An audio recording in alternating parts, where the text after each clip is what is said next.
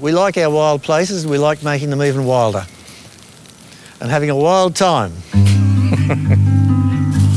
Why I wanted to bring you in here is because this has become a wild area. It once was just 5 mature red gums in a paddock on their own.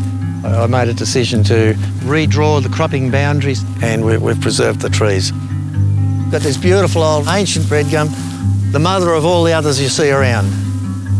Neville, as a deep thinker, one might say, started to think about how you might farm differently.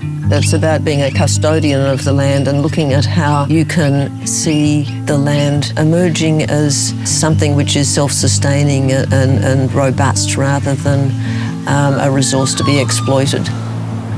We started off being a productive farm, focusing on producing sheep and wool. Now we're focusing more on environmental projects. We're currently running about 2,000 acres here, probably up around 15 to 20% of the property is used for conservation purposes.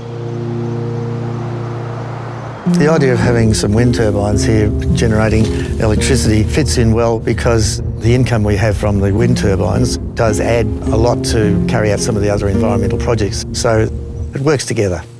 In terms of the conservation projects that we're working on at the moment, our aim is to do a lot of tree planting, which we've done over a long period of time. How many trees would we be planting a year? About 3,000. We do keep a record. There's something very motivating about saying the date and we planted 150 trees today, and so it goes. We have a stream that runs through the place called Bailey's Creek, and it's obviously a priority for us to revegetate the riparian zone and improve the environmental value of the creek itself. One of the pools down there is a swimming hole, and it's looking quite about as dry as it gets. The fish don't mind it. We've got a lot of them now. These trees here that you see, these larger trees, I grew them from seed over the last 30 odd years. And the measure of the success there is that we now have platypus back. So the platypus had not been seen for several decades, and as a result of re-establishing habitat, you see critters come back. Brolgas breeding on your dam.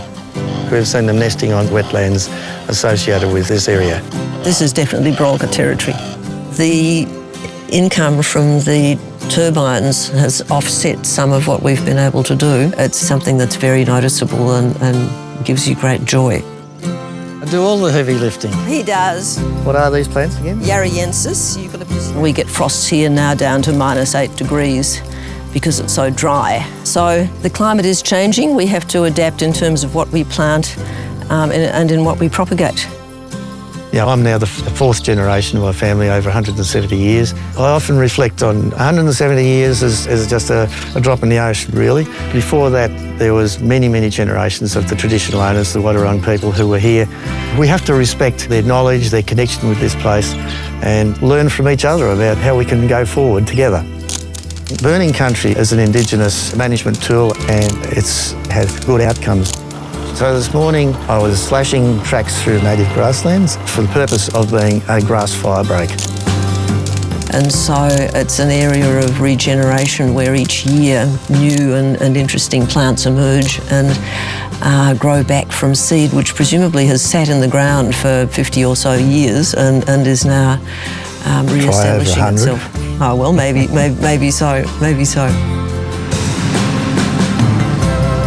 Anything that has an environmental benefit is something that we're prepared to embrace and engage with, and renewable energy is one of those concepts. And the other thing is that I get a lot of pleasure out of seeing the healing happen in front of your eyes. There's no money associated with them, but they give you enormous pleasure. They feed the soul. That's what it's all about.